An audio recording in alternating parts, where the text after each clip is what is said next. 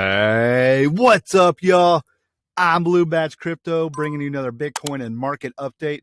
But listen, if you're not already on the Twitter, get over there at Blue Badge Crypto. That's where you're going to get the most time-sensitive alerts on trends, trading, and analysis in the market, guys.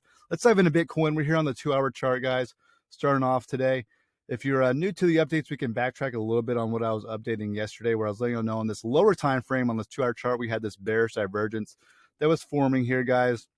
We're making a high, a higher high, a high, and a lower high on the RSI, and that was creating a bearish divergence here as we were trying to break back into this range-bound price action. If y'all remember this range that we've utilized so many times here in the past, guys.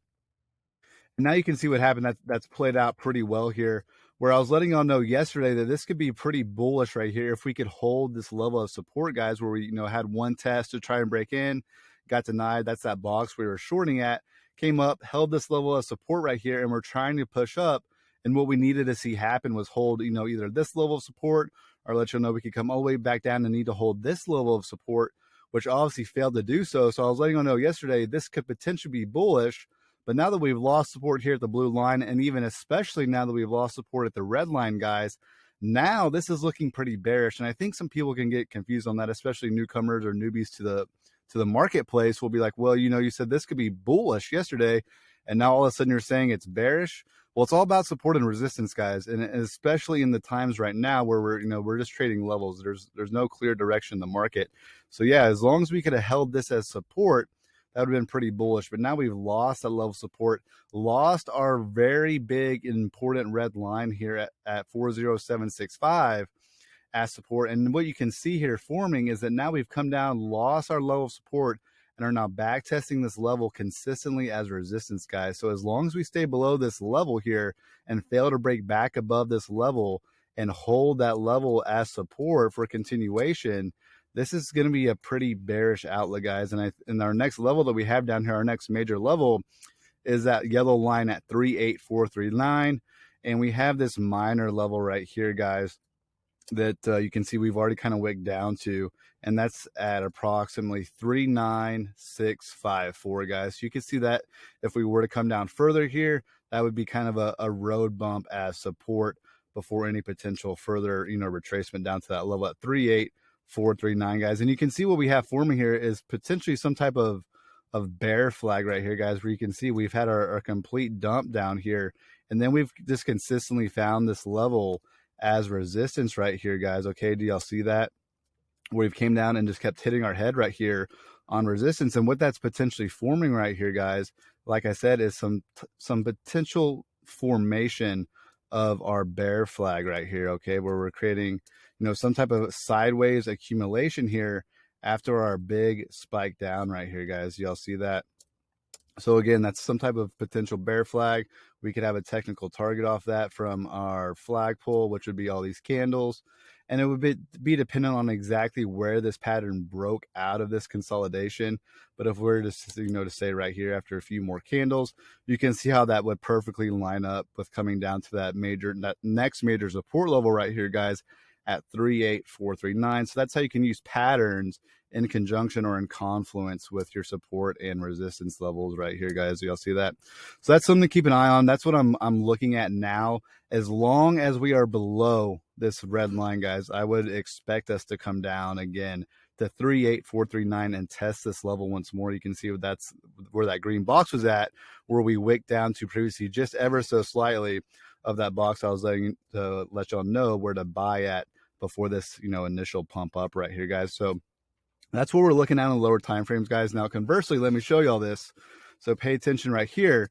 Now, guys, if we come out of here and we break out of this consolidation pattern right here, guys, okay, and we break above this red line like I was showing y'all, we hold this level of support, then that's what we could start to form some type of reversal to be bullish, okay? We get back above this red line, I'll be slightly more optimistic. We do have this lower time frame resistance level right here that we would need to get past.